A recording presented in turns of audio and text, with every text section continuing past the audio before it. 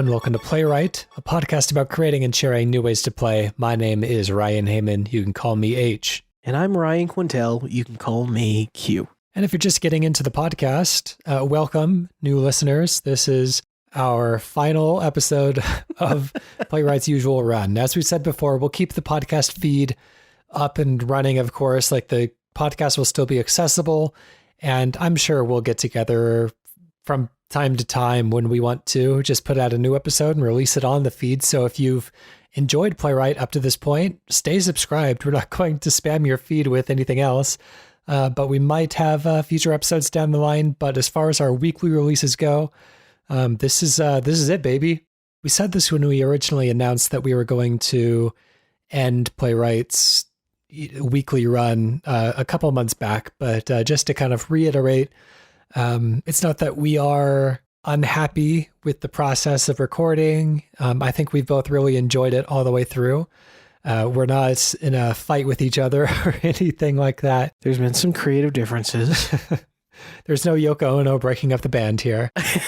But, it's just after 200 plus of these things, this is our 4th anniversary show, we should say as well. That is kind of the point at which we decided to kind of tie things up. So happy anniversary to us as well. Yes. But after doing this for 4 years, it not being a topical show, we get to a certain point where we feel like there's just enough of it out there that if anyone's wanting to listen through and they get to the very end and are still hungering for more, they can probably start over at the very beginning and not remember a single thing. So, it's like writing a book. We're not a topical show. We're not covering the news. There's no reason for us to, keep going every week. We just kind of have to say, we have enough of this content out there at some point and just be satisfied with that. So I think we both got to that point where we felt, just happy with what we had done. Yeah, it's an accomplishment we're both incredibly proud of, and it's also, as you pointed out before, a show that we think will relatively stand up well, I guess, except for the chatter maybe, which can sometimes be more topical than anything. But the pitches themselves, the ideas, all of the ideas from the listeners over the years, that stuff is still fun for me to think about. Even, like you said, 200 plus episodes in, we have to search our own website to find out if we've talked about something before. And we know the show pretty well. So that just goes to show you just how much there is. In the time that we've been recording, I don't believe anyone has created any of these games and have credited us. Like, I don't think anyone has created them because we've put the ideas out there. But we've definitely had a couple of games pop up that are eerily close to things that we've pitched. And again, like, if you want to create something based on what we pitch, like, you don't owe us any royalties or anything. Like, that's totally fine. And we're not alleging that these people tried to pull one over and not credit. Like, I think it's just a total case of, great minds thinking alike and such. But, we've had a couple situations where games that we've pitched on the show have ended up real in various ways to differing degrees. And that's been really exciting. And I hope that in the future, if our show does ever become irrelevant, I hope it's because every game that we pitch ended up existing in real life. That's the dream. Us with gray hair sitting together on the porch, still recording episodes, but not publishing them for some reason. We're just and seeing all of the games that came out of the crazy ideas that we've talked about over the number of years we've been doing this. But anyways, it's an anniversary show. It's the last show. And so we wanted to do something a little bit special. Perhaps we kind of set the bar of expectations a little high.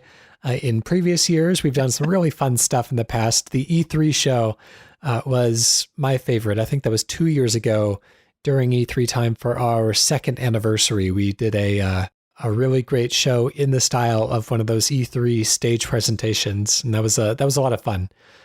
This time it's a little bit more a little bit more down to earth, but I think it's a good way to close the show. And it is going to feel a little bit more special than usual. So we're each going to pitch a game like we normally would. We got one more left in the chamber that we can get out there into the world. But also, we are going to round out the listener pitches that we still have in the inbox. So we have 5 pitches that we have not been able to cover in the shows up till now, and we will get through all 5 of them tonight.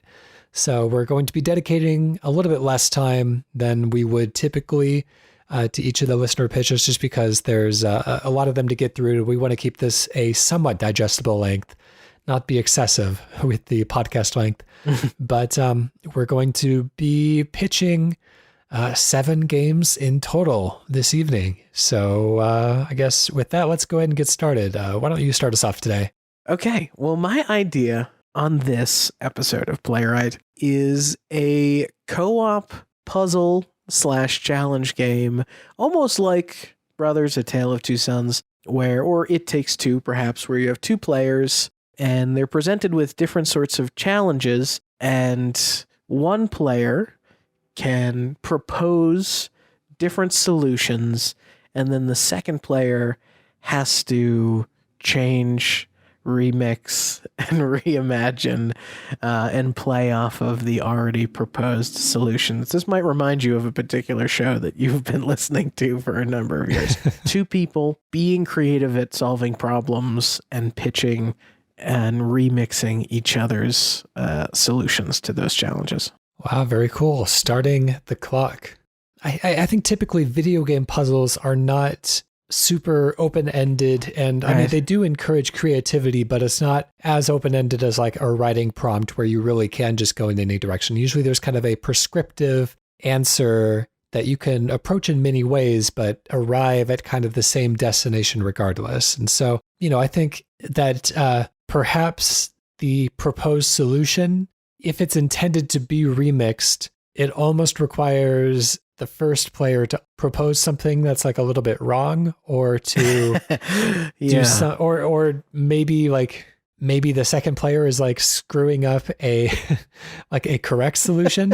And so I was trying to think of like ways to kind of work around that. How do we fit this kind of creative remixing paradigm into something that is a little bit more prescriptive than what we're doing here? And so I was thinking maybe there's kind of a double blind involved. Maybe there's like a maze that you have to work through, and each player can only see half of the maze, or some similar task like that. Maybe there's tasks that each player only has 50% of the information. You can see your friend's proposed solution, and then you can kind of propose something back because you can see the ways in which on your side it doesn't line up or would be impossible. And then they can take that information, work out all the kind of loose ends on their side because maybe your remix kind of broke something on their end. And so, you're kind of ending up working towards a collaborative answer to a problem that neither has all of the information that they need to complete. And then once you both feel good about it, you kind of hit the button at the end, see if your wind up mouse makes it through the maze, or whatever the puzzle is that you're doing, or like if it's a crossword and you have to see if all the words align properly, or whatever. I like that. One of the things that kind of came to my mind also as I was thinking through this was almost like the Breath of the Wild style. That's a common refrain. Breath of the Wild style power set, and how it was very interactive and chainable in all those sort of dungeon physicsy puzzles. But also, what would you get if you kind of had 2 links, and what does the possibility space expand to?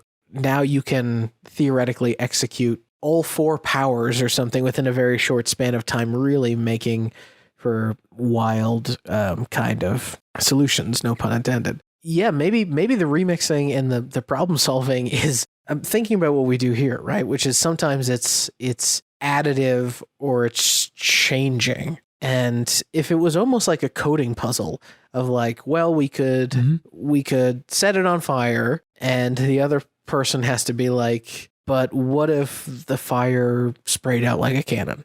you know. So one person kind of has to put a proposal out there, the other person has to tweak it, and then the other person's like, yeah, and it should probably have a gust of wind too, and then you're like, yeah, but the wind should be headed from the top direction. And so each ad or each remix now creates a different branch for what the next decision could be, and then the players could see set of steps or almost like programs in a robot play out in front of each other. I think that makes sense. Maybe you can kind of take turns doing platformery type stages, and the choices that you make on your side affect what your opponent is, or not your opponent, your co-op partner is going to be kind of set up for on their side. And you try to kind of read the signals that they're giving you, try to anticipate their needs, even though you can't see their side of the screen. I was thinking like somewhere kind of a halfway point between like The Adventures of Cookie and Cream and Keep Talking and Nobody Explodes. This idea of like hidden information, but also like a collaborative, fun, video gamey adventure. Is the adventure also editable by the players? Is the path that they, or the encounters that they, is it almost like a switching off a dungeon master type relationship? Yeah, potentially. You could think of it like just for example, like if we were to do a kind of blind co-op Diablo, then let's say like you each had to kind of take turns going through the various rooms, and maybe when you're in the rooms you have a choice over what colors of demons to kill, and as you slay those color of demons, then that color is added to your magic pool, and then the magic is effective against kind of a rock paper scissors system against demons of the opposite color. And so if you are receiving like signals that your partner is fighting a bunch of red demons or something like that, then maybe powering him up with yellow magic might be useful, or something like that, where it's like you need to kind of anticipate the needs, like instead of just going in for what you need to get through to the end of the dungeon yourself. I wonder if you could have a system where every encounter, or rather, what if there was almost an adventure where it's almost like a Twitch plays, and like you have an adventurer that is kind of making their way through a dungeon, but every single boss that they encounter, there's almost like a quick little co-op prompt where each of you gets 3 descriptors. And we've talked about like scribble knots and things like that before. What if you could kind of go, it was a pig, and then you're like with horns, and then I'm like, that breathes fire, and then you're like, it has a spider's head. It would kind of assemble the enemies in real time and that sort of thing. Yeah, or maybe there's a way of using context clues to try to understand like the power-ups that your opponent has, and you have to kind of like set the enemies that you think they would be able to defeat using kind of like almost like a card counting system of what you think that they have. So if you think that they might have picked up a giant fly swatter in a previous dungeon, then sending a giant fly as a boss would be a really good thing for you to do. Yeah. Versus if you send like a tiger, then they're not well equipped to deal with that. Yeah, it would almost be, is the worry there that it would be like malicious to the player?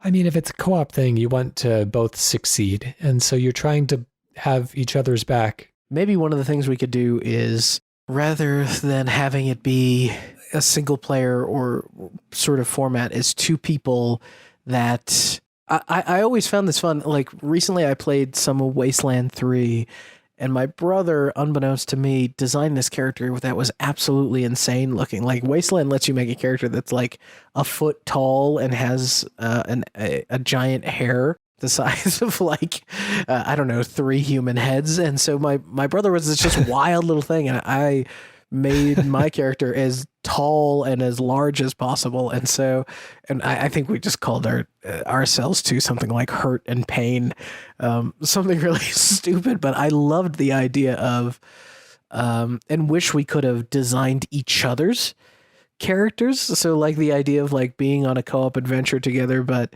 being sort of hamstrung or not knowing what character you're going to play until the other person designs it for you. And you got to like use that as a starting point of developing a character. Maybe there's kind of a system of we're kind of over time, so I'm gonna have to just make this final little tag here. But maybe there's a system of like in RPGs and CRPGs, especially when you're kind of speccing out a character in the beginning, you can apply a different kind of talent points towards different attributes, and maybe you kind of spec your partner, or maybe one person specs both people, but you share a points pool. So the more points you put into one person, it's the fewer that the other has to work with. And so there's the temptation to kind of screw over your partner and, kind of minimize their stats and hoard all of the points for yourself. And so kind of a trust exercise. Yeah, I love that.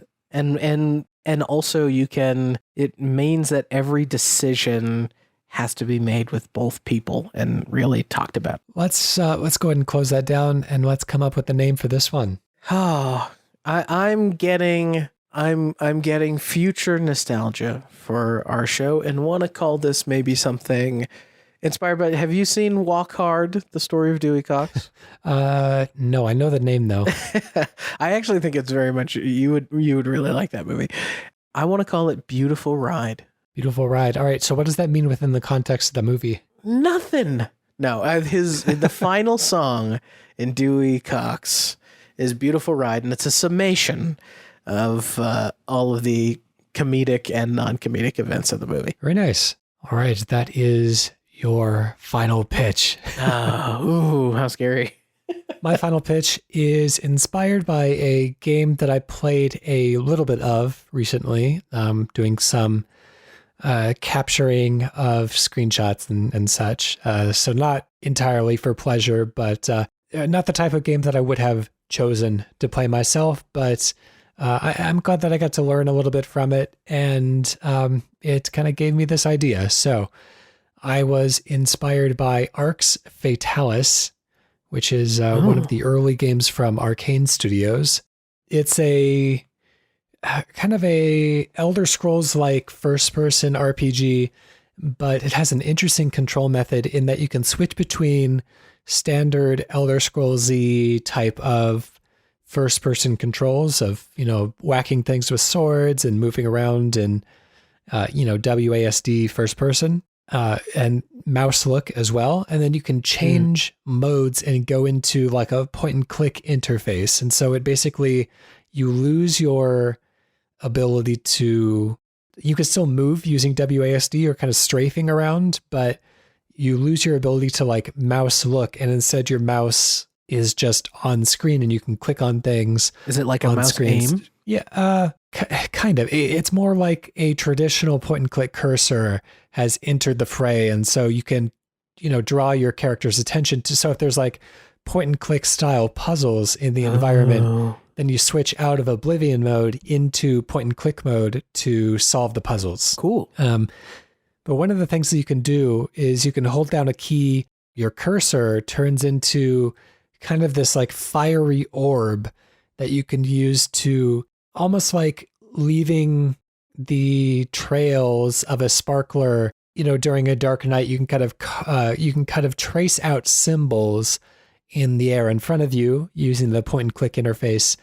And that is how you cast magic. And so it kind of works like Okami in that way. Oh, yeah. Except it doesn't pause the action. It's all real time. But you're just kind of drawing out these various symbols. And then as you go through the game to learn new magic spells, you're just learning these new kind of runic symbols that you can create. And very interesting system. And it made me think back to one of our earlier pitches, which was kind of a wizard's duel. And I was wondering if we can kind of incorporate into a wizard's duel this type of system of actually drawing spells using this kind of arcane language. And, it would scale with essentially the knowledge of the players and how quickly and accurately they can draw these symbols out in front of them And I think that would feel like you're really kind of tapping into some sort of like arcane magic. So I'm going to start the clock there. So we're wizards dueling, and we cast as well and as fast as we can accurately execute the spells. Yes. I mean, I think this is so cool, and like the dream, it has always, I think, like, especially people who grew up with the Harry Potters of the world, is to have some semblance of that Harry Potter wand with just a flick of the wrist and the right words that you would get the proper result. But I do you remember I think it was in Black and White, that couldn't you like draw or cast things in that game in some ways, like casting spells and that sort of thing? You know, I never actually played Black and White before. I want to say that there was, like, you could draw symbols on the ground, and it would, depending on the symbol you drew, it would like rain. So you could water some crops for your villagers, or it would, I guess, attack an enemy force or something like that. But the idea of being able to trace out the spells and know them and memorize them, I love the idea of this spell's efficacy being tied to the accuracy of the draw, right? So it's not just like, hey, if you get the general gesture, right? It's like, no, somebody who can do it fast and accurately is going to get that much more of a bonus. Yeah, totally. And, I kind of picture this being like Doctor Strange as well. He's always kind of he's going crazy with these hands. big, elaborate. And, I think there would be a benefit to spending some time creating and crafting really complicated spells as well. And maybe there is, we even saw this in like the Scarlet Witch show from recently, WandaVision, where, there's some kind of runic symbols that are being kind of traced and cast. But, maybe you do want to, maybe like a beginner would immediately do kind of a simple shape that would cast fire at their opponent right at the beginning of the match and try to score some easy points that way. But maybe the kind of pro players would cast kind of a simple shape that would act as a shield. And then from behind the shield, they can have some time to create kind of a multi-character spell. I would love it if there is if this is more of a procedural system that can allow players to experiment with like the different orientations of the symbols and different combinations of things, and creating things that might not even have been intended by the game's creators. I want it to feel like a very open, malleable system, very expressive as well. But yeah, kind of hiding behind a shield and taking some time to come up with a really good spell and letting that, do the talking for you instead of just kind of getting out there and popping off a number of volleys of small spells. So is the imagined interaction that I'm in like Elder Scrolls view initially, and then to cast the spell I'm switching perspectives, or because I almost imagine imagine a Resident Evil 4 style, like plant your feet, but then the way that you aim kind of in Resident Evil 4 is like, it almost, especially with the Wiimote, it almost could be like planting your feet and drawing a spell in the air. So am I able to navigate the environment in my sort of first or third person view, or is it more that dialed out CRPG look? I actually view this as being really well suited for VR. Yeah, I think we talked about that last time that we did a wizard duel as well. So I don't want to ride too close to something that we've already covered, but to have this first person perspective, maybe movement is minimal. I don't want somebody to spend 5 minutes creating a perfect spell and then it to be easily dodgeable by the opponent. Maybe there's an aspect to that. Maybe the better spells are physically bigger as well and harder to dodge. But, I certainly wouldn't want it to be like a mobile shooter, like a Gears of War or something like that. Yeah. We're not super running around. Yeah. I'm trying to think about the spell interactions and how, in the same way that you see these dramatic set pieces and fantasy movies of could it start to rain, and that, for example, incentivize different sorts of in the way that Divinity does this sort of stuff, like interactions with now lightning magic. That stuff will have a different spread and cascade, and potentially the difference between casting a front-facing shield and an actual shield bubble is a different level of elaborateness. But also, if you almost have like a drawing mode, I guess, to like trace things out, but then kind of a cast what you traced, it would allow the player to draw in a bunch of symbols. Just imagine drawing small little fire, but all in this line in the environment, and then being able to kind of corner your opponent and trigger the spell, and then have a firewall appear and kind of block off an arena, and if they are trying to go a little dodgy on you. I'd also really love if there's like a vocabulary almost within these magical languages of doing like, some words are like nouns, some words are adjectives, there's modifiers and stuff like that. And so, maybe you could cast a rain cloud, that is your noun, and then you can add modifiers. Maybe there's a modifier to turn it upside down, and so it's raining upwards. I don't know what that would mean or look like, but that's kind of up to the system to understand and interpret. And then you can keep applying modifiers and different sets of nouns and combination words, and maybe there's ways to cancel things out or to combine things together, and just really kind of clever ways of, I think about Doctor Strange especially, and how he's kind of drawing links between words, and it seems like where he draws the words in the space in front of him is important to how the spell comes out. It almost feels like those conspiracy boards, with the little threads of yarn going between the different nodes. And it's just like, I'd love to better understand and feel like I'm really in control of not just like a powerful magic, but like a really academic magic as well. This is, of course, the inspirational foundation of The Legend of Zelda: Link Between Worlds. But I think one of what I like about that too is potentially holding down a different button while you're tracing and drawing. You could do things like if the fire symbol, right? Like if that is a few strokes, knowing that drawing certain parts of that character with different colors or different levels of emphasis it's almost, I think of it like a fighting game, right? In it that, for example, in a NetherRealm fighting game, you can, and I think this is true in some other fighting games too, where you can you have a power attack move, and then you can kind of hold down a modifier to turn any, like what was a high kick into an ice ball for Sub-Zero is now, a spinning high kick into a double ice ball when you hold down the modification key.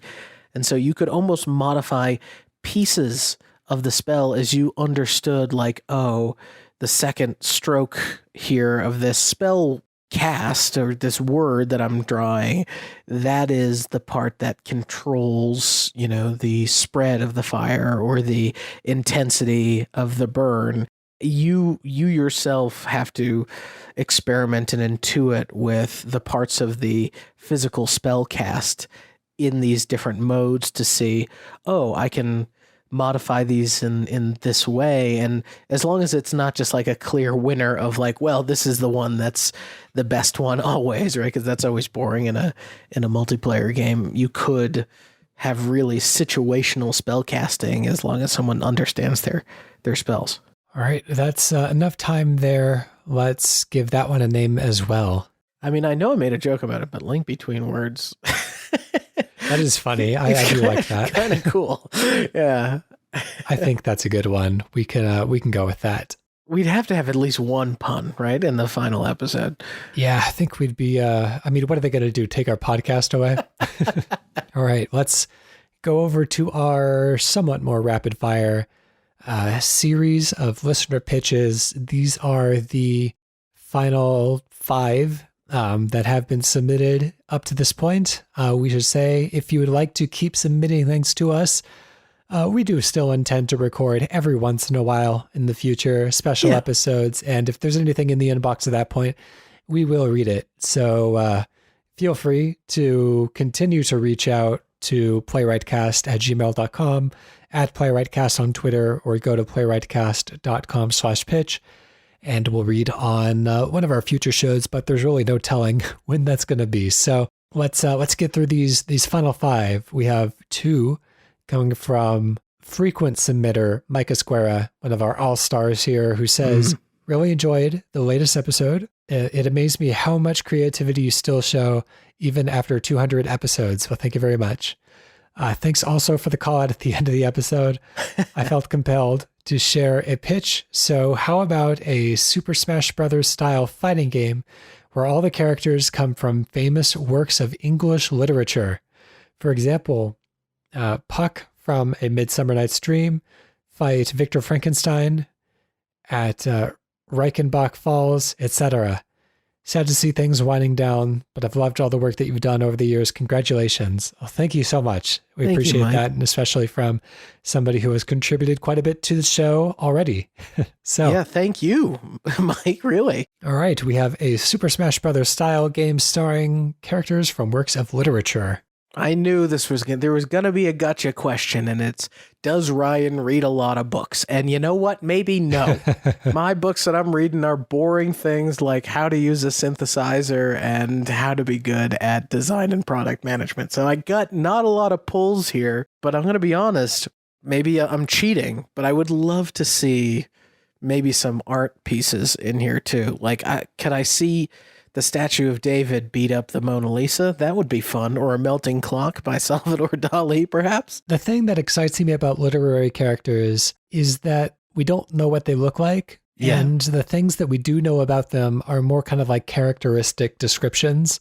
And so I think it allows for a lot of like freedom of interpretation from the artist to really go over the top with their, I think back to the League of Extraordinary Gentlemen, not a great movie, but like an interesting concept where these characters from, various works of fiction get together and go on this big kind of superhero adventure together. And it's like, that's cool. You're using the talents that they expressed in the works that they came from to, as their superpowers, essentially. That's like a really great concept. And I'd love to see each of these characters really kind of pumped up. Like I want this to feel very over the top, like a Skullgirls or something like that, where the characters really are super exaggerated versions of the characters that they are in the books. I think some of my favorites would be like Dracula, of course you can have a lot of fun with him. That's kind of an easy one. Dorian Gray. Gotta get Sherlock in there. Gotta get Sherlock Holmes in there. Sherlock Holmes. Dorian Gray could be one of those characters where, he has like the actual character is virtually unhurtable, or does, you do very little damage to him. But if you can get behind him and start attacking the painting, then the health really starts to decline. So essentially you have this kind of risk reward of this like anglerfish style combatant who can get out in front and can be really aggressive and really fearless. Oh my God, you planned this. Protecting something that is otherwise. No, I don't know. This is too good. You planned this. Come on. I have not told Mike Esguerra what to send in. It is not an anagram for Ryan Hamann all these years.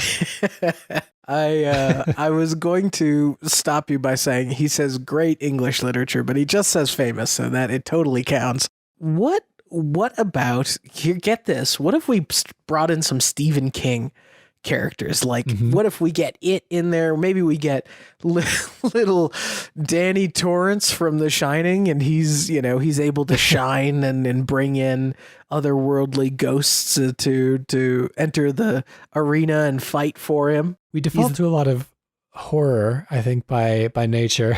But I wonder, like, what kinds of over-the-top fantastical overhauls we can give to characters within more kind of grounded conventional genres. We talked about Sherlock, but what about, characters from like Little Women or Pride and Prejudice and stuff like that. Oh, yeah. That would actually be pretty cool. So who's the... Oh, my God. Jess would be so mad for me forgetting all the names of the characters in Little Women. But the one who's like the main one, the writer, she could have all sorts of like cool... I just like the idea of designing the attacks in the same way that the Smash Brothers team has to figure out, okay, what does it mean for this character to have like a fighting move in some ways? And you could bring in, I mean, because it's literature where you could actually get some Harry Potter characters and that sort of stuff. And yeah, but I'm trying to think. Jo, I think it's Jo is the main character in Little Women. But I like the idea of her being able to, you know, cast pages and dress up in costume like they did in the attic and all that sort of stuff. And, you know, kind of go into different fighting styles or modes or that sort of thing. I also think that it would be really fun to introduce DLC characters the same way that Smash Bros. Does. You know, to have like these big, lavish cinematic trailers and, you know, stepping out from the shadows, Mr. Darcy joins the fight. Oh my God, resurrecting from a river of chocolate, Willy Wonka. Oh my God, Willy Wonka would be he would be great. Because he's got the like Oompa Loompa assists. He's got all of these kind of crazy candy attacks. It would be like Candy Crush all over your screen. What are some other famous? Oh my gosh, we have access to all the Lord of the Rings characters. That's right. Yeah. It's funny because so many of these characters get like movies as well. But we could bring in like Nancy Drew and get like some and Poirot. Go for Wooster and Jeeves. You could actually have an entire like Harry the Spy was only a TV show, right? It wasn't a book, but you could have a whole like detective section of the map, just like all those dang Fire Emblem characters. Like, oh, another detective has been added to the roster. The last thing that we need is another humanoid with a magnifying glass. Come on. We could bring in Captain Ahab, have him just Captain that'd Ahab. Be great. With, you know, whale that pops out of the ground and dives back in. That's very cool. And the stages would be so cool. I'm almost imagining too that the style of this game, you could almost, I'm thinking about Spiritfarer in my mind, something that feels like 2D, but very expressive. And so you almost get that connection back to the written page and the feeling of that paper texture. I had forgotten that we were kind of half timing each of these, and so we have gone a bit over there. So let's go ahead and give this one a name as well. Spine Breakers. That's funny. Let me see. I feel like I'm close to something as well. I'm very pleased with this. How about Dewey Decimate? Dewey Decimate. Yes. Yes, we do. I have to, in all seriousness, very few people have done more for the preservation of knowledge than Dewey Decimal and the entire Decimal family. Yeah. Mr. and Mrs. Decimal must be very proud of young Dewey and all that he grew up to accomplish. So hats off. And it's come to this. You know, they're being talked about on this podcast, which is, you know, the pinnacle for many. That's right. The ultimate honor. Okay, Mike Esguerra back with another banger here. Ooh. A smartphone AR defense game that players can play for exercise during lockdown. Oh, better get in quick then. Players must defend their homes by shooting zombies or aliens, etc., out of different windows around their homes using weapons with a variety of effects, slow, area effect, etc. All right, starting the clock. I was just thinking, this would require an intense and immense amount of work, and not everybody's lucky to live in like a quiet neighborhood where this is a safe thing to do. But imagine a tower defense game where there actually was like a crystal like in your neighborhood, like in one of the streets of your neighborhood, and the streets themselves were the paths that enemies could roll in towards. And you'd actually have to physically kind of run up to and get within your view, your phone camera, to plant down towers to help eliminate the enemies. That's a great idea. It could be this kind of like Minecraft Earth, or is that what it was called? That game that was canceled before it ever came out of beta? Yeah, I haven't. The thing that was a good idea, kind of, but didn't really happen. Yeah, I don't know why that one. I mean, I have some guesses as to why letting the community build a bunch of blocks that anyone could see later on would be something that didn't end up working out. But I don't know for sure. Would be interested to hear a postmortem on that one. But anyways, this could be interesting as like one of those MMO type of community experiences where entire neighborhoods could come together to protect their cul-de-sac from, attacking orcs or something like that. I think it would be fun to have like the Dungeon Defenders-esque level of powers. So you could set up little blockades. So if you're, for example, I mean, like it would exhaust you to run up and down your street. So setting up these little things, you're like, okay, I get one plan to like cut off a route. So I'm not going to have to run down the street over there for the next 10 minutes or something. But, getting someone to be up and moving around to control the flow is kind of fun. So you have these like temporary barriers that can be smashed or broken down, or when a boss is spawned, you can, the camera is theoretically close enough to you to stick your arm out, and maybe you've got a cool little magic wand or cannon or something, and you yourself can defeat some of the enemies and along with the towers. So I'm kind of stuck on a couple of things here. So if this was a single player type of adventure, you kind of have to define your own boundaries. Maybe you would have to kind of AR trace out the space that you would want to use. I don't see what would incentivize people to use large spaces, which would be the intent to get people lots of exercise, running between things and setting up towers. I think people would default to basically defining the play space as being something very small and very manageable. We're lazy by nature, but if this was something that was kind of like global scale based on actual maps, MMO style, the thing that works so well about Pokemon for MMOs is that Pokemon are just kind of like, they just hang out when they're not being interacted with. And so you can go and catch them, but otherwise they're happy to just kind of chill. But if you're defending against kind of attacking armies,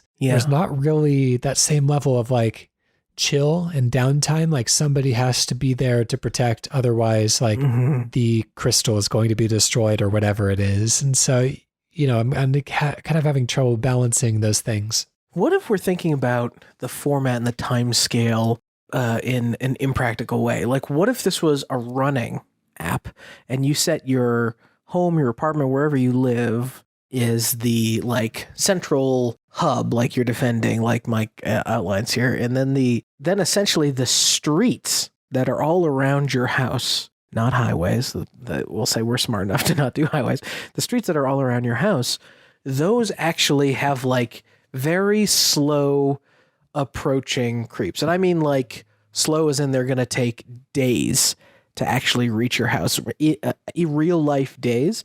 And so you go out and you're like, okay, today I'm going to run this route and that's going to clear off, this block of enemies. And then I guess tomorrow I'm going to go do a half mile over here and that's going to get these folks in. And now you can run, you can walk, but as long as you do the route, the GPS kind of keeps track and clears out that lane for you. So now you can exercise really your own level of intensity, but there's always like a reason to head outside, and it's just like you're defeating these enemies that are always making their way towards your house. It's probably not a great mental state to be in the in COVID, but I do like the idea of it feeling way longer paced and just giving you a reason to go take a walk. That's all the time that we have there. Let's give this one a name as well. This is like town defense, not even tower If this defense. was a cardio exercising tool, that would be the primarily like how it would be marketed. We could call it heart attack. Exactly the vibe that you want to elicit for an exercise app. Yeah, you could call it heart defense because it's heart health to do cardio. Heart defense is, I think that kind of works. Sure, I'll take it too. If you'll take it, I'll take it. Okay. Heart defense. Thank you very much, Mike Esguerra, for both of those and for contributions throughout the years. All right, we have one from another all-star. This is from Chesney Mooncalf, who says, Hey guys, hope you are both well. Sorry to hear that you are finishing the podcast so soon. Well, it's been 4 years, but last year didn't count for a lot of things. So yeah, I hear you. I guess I'll have to find somebody else to sign up for all these mailing lists now. Oh, so you were the one. Excellent. Yeah. We appreciate that, actually. It was gave us some fun kind of fodder whenever we were running a bit low in the inbox. Yeah. But thank you both for all that you've done. As with the other wonderful podcasts out there, you guys have really been great help in the last year, especially. You have a great chemistry together. I hope you continue to collaborate in the future. And we certainly will. Thank you for indulging my many submissions of half thought out nonsense. I'm always shocked when one of my pitches has made it to the podcast. This whole lockdown business has really been a drain on my creative juices. So I'm struggling to think of many pitches these days. But here's one question that might interest you. What if Nintendo made a Civilization game? It could it could be set entirely within the Mario world, or perhaps the Mario Civilization versus Zelda versus Animal Crossing versus Pokemon, etc. I have this nagging feeling that you may have already done something like this, but I looked through your episode history and couldn't find anything. By all means, disregard it if you've already explored the idea. We never do anyways. I think we've had a few that have kind of overlapped in the past, and that's our challenge, to take it in a new direction. And this does not sound familiar to me, so let's give it a shot. If Nintendo created Civilization, my first instinct is that they would try to make it really accessible, rather than trying to kind of like meld in new IPs or meld in existing IPs. Like sometimes they do that. Sometimes when they're casting out in something entirely new, then they'll create kind of like a standalone IP just for that. And, kind of like Rhythm Heaven was its own thing, and Sushi Striker is its own thing. Splatoon was its own thing, not really kind of within the Mario world. But there are certain instances where, like Mario and Rabbids Kingdom Battle, where they will kind of like loan out the credibility of their other IPs to boost up a new effort. But I think Civilization is fairly accessible already. And so I'm trying to think of like what edges can really be smoothed out. In the same way that like Mario and Rabbids did smooth out a lot of edges off of XCOM and made that really like a pleasure to jump in as a newbie without having to kind of like wrap your mind around a lot of really difficult systems right off the bat. Civilization already has the Civilization Revolution series as well, which is also already kind of a simplified version of that. So what kind of like of open goals do you see within that kind of genre that you think could be simplified in ways without reducing the fun of a Civilization game? Well, one thing for sure, and Civilization Revolution kind of pointed us in this direction, is way shrinking the map. Like, I think so many times I have started a Civilization campaign and ended up just really going out and out and out on it, just because the fact was that, like, okay, there's too many nations, too much complexity, and it takes forever to get through one turn. I'm just waiting and waiting and waiting. I also think that you'd probably have a simpler system for, I guess the only way to kind of call it, I'm thinking in my head, is like diplomacy. You'd almost want to just have very simple ways of like keeping the other nations happy. And I would imagine Nintendo would probably find some creative workarounds to the solution of like violence and nuclear war in a Civilization game as well. Yeah, that's interesting, because diplomacy is actually a pretty complicated win state in Civilization. Yeah. I think the war is very easy to understand.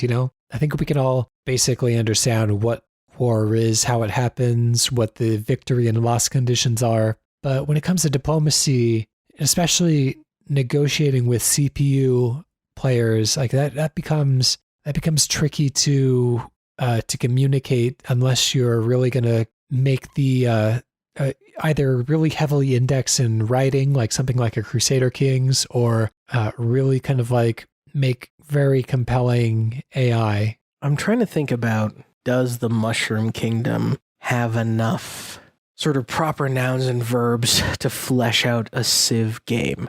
Like, could you be, or even Splatoon, like Splatoon has the very obvious thing of like, can you send out a little painter delegate to actually like paint in the map for you, and whoever owns like almost like the Zerg, whoever owns the most like painted space on the map becomes the winner, and it's more just like a territory control thing than it is. But I guess Splatoon does have, I mean, you get splatted, right? There is some level of violence in there. Splatoon also has this kind of pop music kind of cultural scene baked into it as well, which I think would translate really well into like a cultural victory or even like a religious victory in a civilization type game. So while the actual battles are taking place with guns and such, in the kind of typical non-violent Splatoon style, you could also set up like a main stage in a neighboring enemy civilization squares, maybe not where the barracks is located, but where their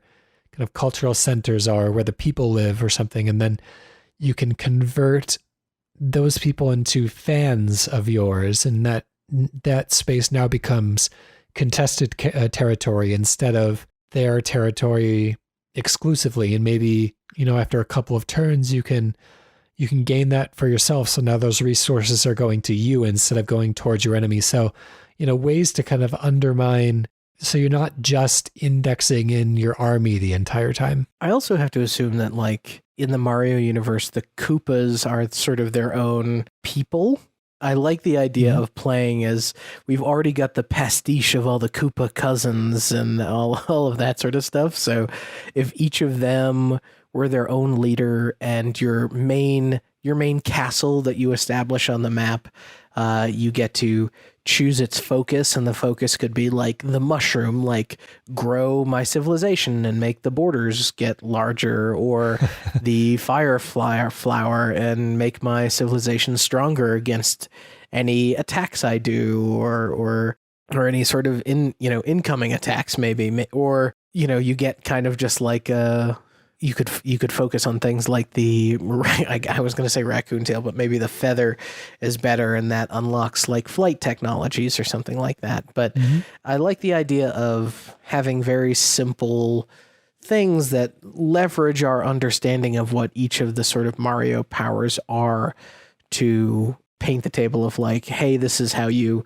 really simplify the management of a civilization. We're not so much doing tech tree stuff as we are like, if you complete very simple tasks and you're focusing on the right things, then you will be able to build a Koopa boat and go nuts. I really love exploring in these types of games more than I like actually engaging with enemies. And so, when it comes to RTS or turn-based strategy games, just, going out there and seeing what I can find, finding all the lucrative tiles on the map and where they're located. If I can find a way to build a mining outpost somewhere, like that's the part that's exciting to me. Yeah.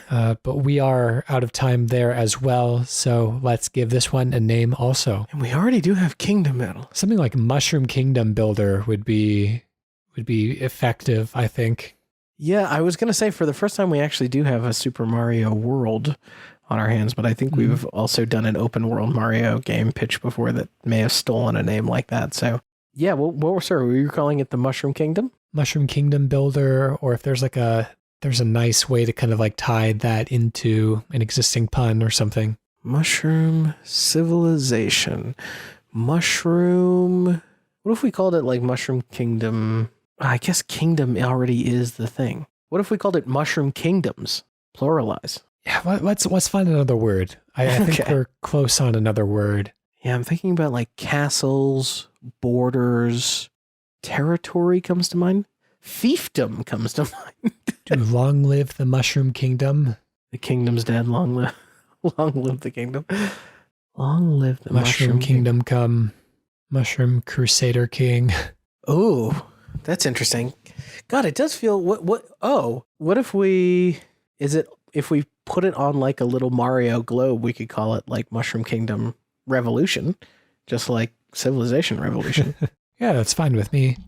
And technically, you can revolt against the other kingdoms. That's right. Mushroom Kingdom Revolution. Thank you, Chesney Mooncalf, for sending that one in as well. We have 2 final pitches here, both coming from another one of our all-stars, Bobby F., who says, thinking of a city builder survival game. Yes, the game starts with you creating a character and picking their job. So blacksmith, miner, hunter, etc. So that job you are very good at, but everything else you are just okay at. At first, you have to do everything yourself. At first, you have to handle everything.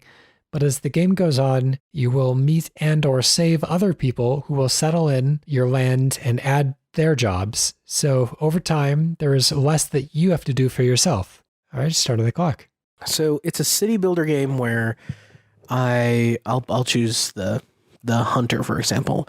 I am very good at hunting, but I've also got to fashion weapons and build houses and collect rocks and that sort of thing.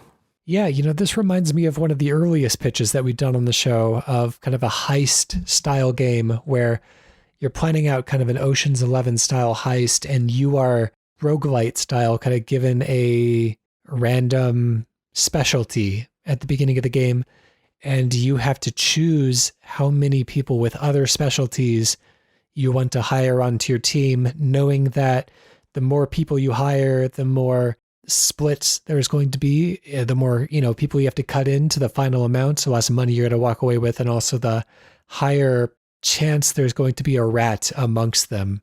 And so you have to kind of weigh that. I like this, feels very kind of positive. You want to keep adding people to your kingdom because more people allows you as kind of the early adopter in a way to rise through the ranks and to rule over a more robust kingdom. I can see this scaling really nicely, kind of like a Fable 3 from a personal adventure to international kingdom management type of system. I like the idea of it's actually a bit of a video game fantasy, right? Like you're fantastic at one thing and then you're just okay at everything else. Like you'd be I imagine, a pretty terrible blacksmith if you were just a hunter. But the idea is that I am, like, as a hunter, I'm going off and maybe able to my city will have the bonus of like a surplus of food and game to feed the citizens. And so that will help it grow. So I can eventually get a blacksmith. Or as a blacksmith, like I make enough things and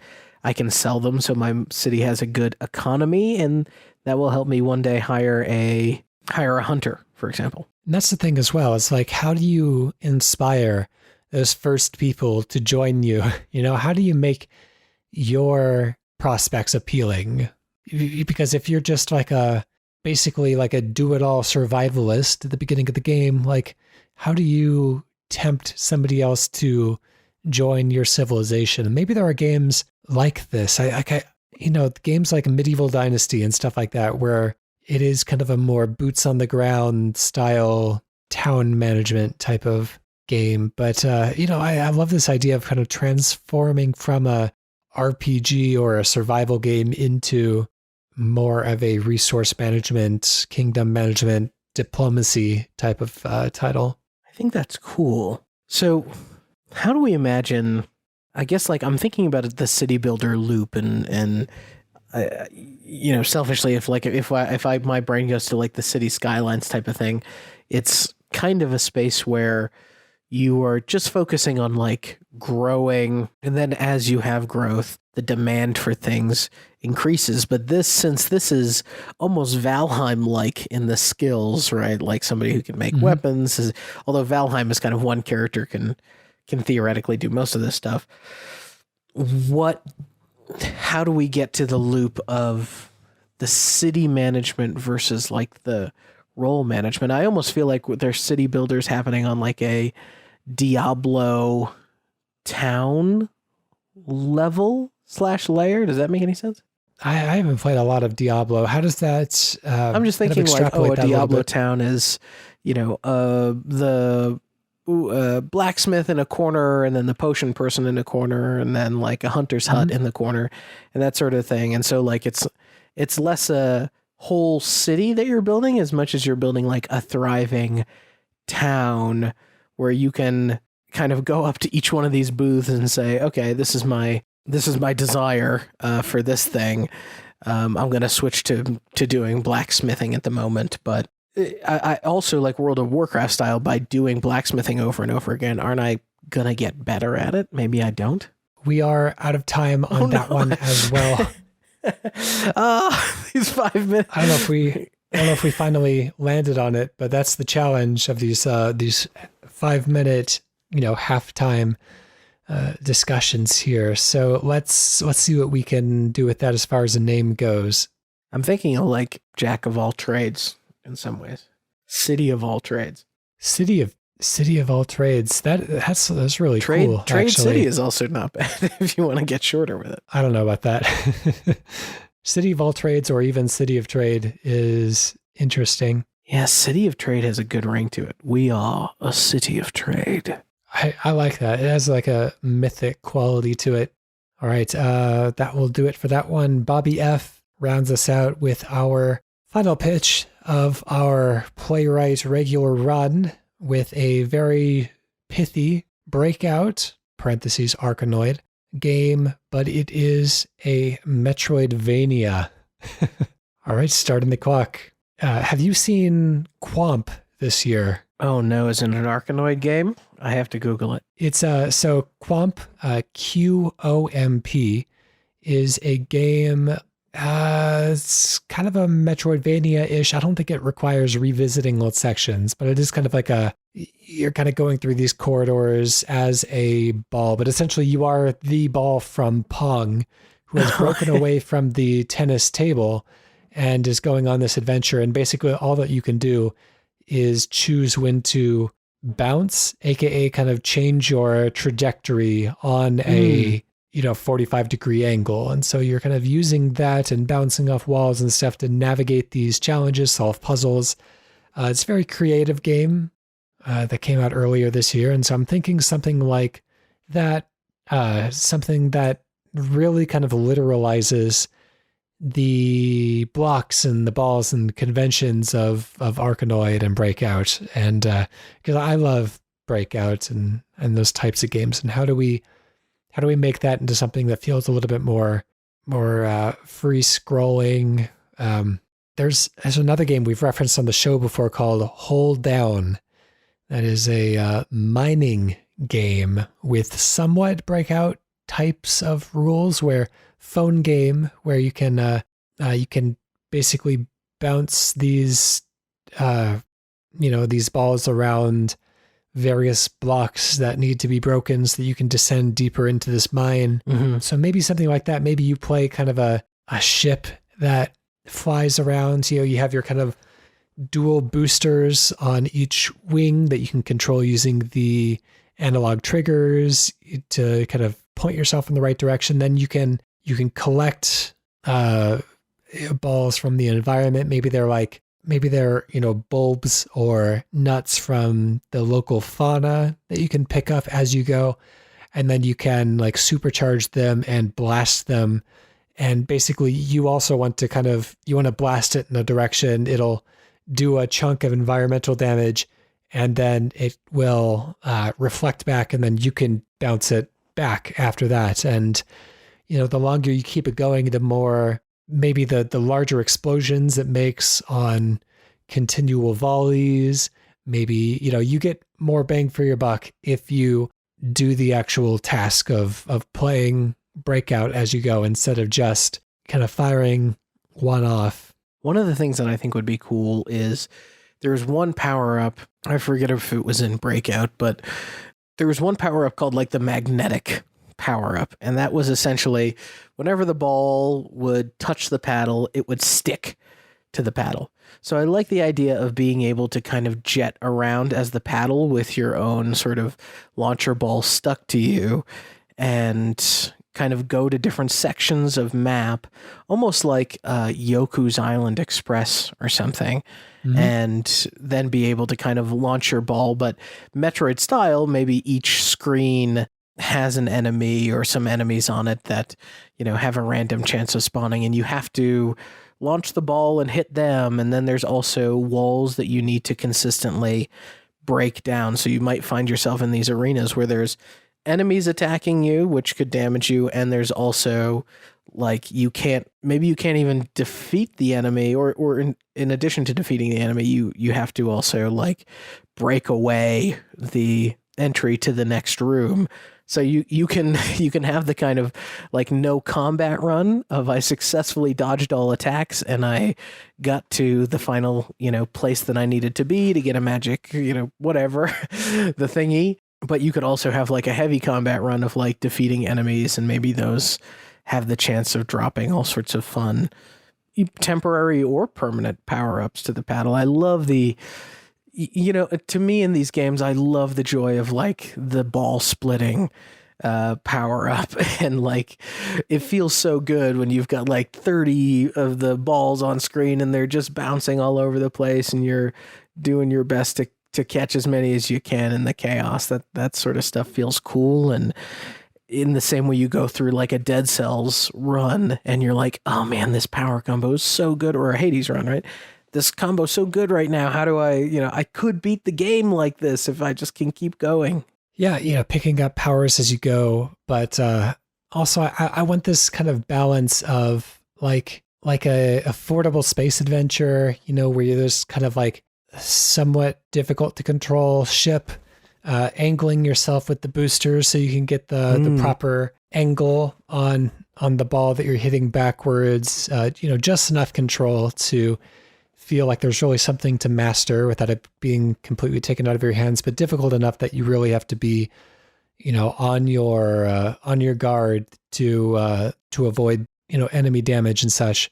But also tying in elements of Monster Hunter as well, where, most Monster Hunter weapons, there's an attack or two that you can get off that will do reasonable damage, but if you can keep it going, then you can charge up to the really devastating attacks. And if you try to get through some of the harder fights, just doing your kind of pot shots, you're going to be there for hours. You could eventually win, but like, that's just not the way to do it. Like, you really have to plan things out ahead of time, get those risky shots in, charge up your blade with extended attacks. So, these really kind of incentivizing these long volleys, again, kind of like a Lethal League and Lethal League Blaze, which we talked about recently as well. Incentivizing long volleys by making the kind of resulting shots more powerful. But again, we are coming up on time on that one. Lightning rounds here. So Bobby F., that was another submission there. What are we going to call this one? Arkanoidvania seems pretty easy. What did you call it? Arkanoidvania. Arkanoidvania, that's it. That's the one. All right, that will do it for our show today. That was the 7 pitches that we had lined up for all of you today. We'll talk to you again at some point in the future, but I guess it's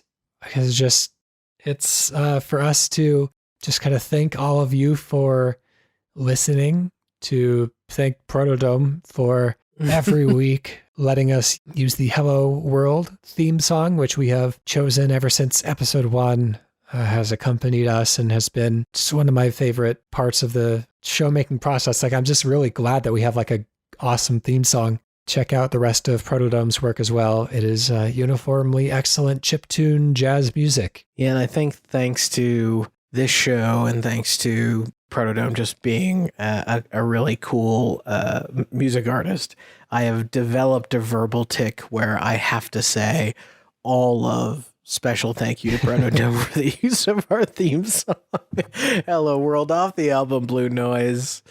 When you're listening to that, go listen to.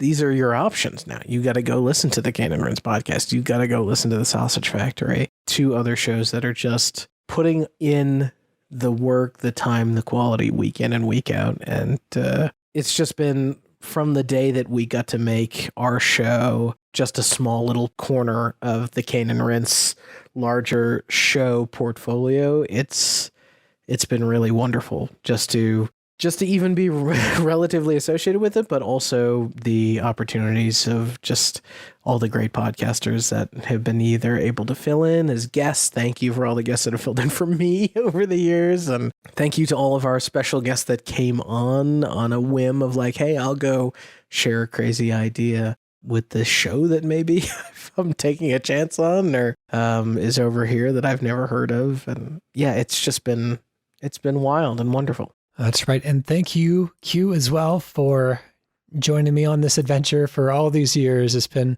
a lot of fun, basically barely missing any weeks in the entire 4-year run. Like, we've been remarkably consistent, and it's been a really kind of fun part of the week to look forward to, and a good challenge to keep the creative juices flowing. We joked before we started, but I sent you that message of what's going to happen when you don't have me going, can we please move it today? Like, it's so hard, right? And I think this show is a testament for myself in some ways, but I hope it is for listeners too, of like, we have days where we start the show and we're not entirely sure what the idea is going to be. We have days where we go, I have literally multiple episodes 10 minutes before the show not known what the heck the idea was going to be. AJ, you've formed the ideas in real time in front of me sometimes. It's incredible. On your hardest day, on a day where you think you don't have it in you to be creative, to try something, I think the enduring message that this show left on me is, well, just try. It doesn't have to be the best thing. It doesn't have to be the fanciest thing. But if you just try, you're going to find something there and you'll surprise yourself. And I think one of the things that we wanted to get across to people over the years is that, we were able to do this not because even we are especially creative people. Like, I think that, I have a lot of respect for Ryan Quintal here, but I know that I'm a kind of brain rotted by too many video games, if there ever was a living manifestation of that term. But you've got such a deep bench. You know so many games, man. It's crazy. It is crazy. So many times I'm like, you're talking to me about a title and I'm like furiously Googling it in the background going like, okay, I have to see what gameplay of this thing looks like that I've never heard of until right now. There are trade-offs, but I think we want to impress upon people that there's nothing special or unique about us. We just gave ourselves a challenge to try to come up with something new every week for 4 years. Mm-hmm. And just the sheer, just the challenge of making ourselves do that is enough to, I think, pull this huge quantity of games that we've created here out of us. And I really think that anyone in the audience has it in them to do something similar. And, if you have an inkling of a creative venture that you would like to do, there's really nothing holding you back. Like, I think people are just as capable as any of us to do something like this. And, it just starts off with coming up with something small every week. But after, enough time, you end up with a huge log of, really impressive array of ideas and concepts and stuff. I always felt, and this was kind of a fad that kind of came and went during our tenure together, but I guess some people still do it. Those like 100-day challenges where they're like, every day I'm going to, do a drawing. Every day I'm going to go, do some exercise or whatever. When I hear about those and I see people do them, I think, oh my God, I could never do that. But here we are. We did a 206-week challenge. It feels now, right? And in this moment, like we did an impossible thing. But it really was one foot in front of the other. And in some weeks, we had some weeks where it was like, it's just not going to happen this week. And literally the next week we would make a commitment of like, well, we're going to get 2 in next week. And so it wasn't always like, okay, well, it'll always be there. You'll always have a great idea on a Tuesday night. It was, okay, maybe we're dry this week, but can we make it up the week after? And, Ryan, without you, I could have never have done this. So thank you. And thank you as well. And it's only been a couple weeks since we literally did 100 game ideas on the show. God, what a stupid idea. Whose idea was that? That was mine, wasn't it? Oh my God. Why did I suggest that? What a way to, after all these years, to be able to pull out 100 new and fresh ideas like that. I'm impressed. I'm proud of what we've done here. And I think this episode has probably gone on for long enough already. But thanks everyone for listening over the years. If you haven't listened from the beginning, we encourage you to, start again from the very beginning. There are probably episodes that you haven't heard, and they're going to be just as fresh and relevant now as they were back when we debuted them 4 years ago. So these are episodes that don't necessarily have an order or anything like that. So feel free to jump around, and I would say kind of pick and choose, but the episode titles aren't that descriptive. So it's basically random what you're going to be getting on each show. I hope there's plenty out there to keep people interested. And I hope that we are able to inspire people to get a little bit more out of themselves than they would have thought that they were capable of giving otherwise. Absolutely. Absolutely. Well, with that, I think that's a nice way to round off the podcast recording. No redacted game or anything like that at the end of this week's show. Good. No chance of failure for me. Yeah, exactly. We're both going out victors, so let's not ruin the streak. That'll do it for us today, and we will catch you again at some point in the future, but I don't know when that's going to be just yet. But Q and I will be getting together a couple times during this year, so I'm sure we'll get something recorded and out there on the feeds again. But thanks so much for listening, and we'll see you when we see you. Feel free to get in touch at PlaywrightCast on Twitter, playwrightcast@gmail.com. We're always happy to hear from people as well. We'll be there. We'll be listening. I'm not going to sign off my usual way. Instead, I'm going to just say, I'll see everybody at episode 1. Time is a flat circle. Mm-hmm.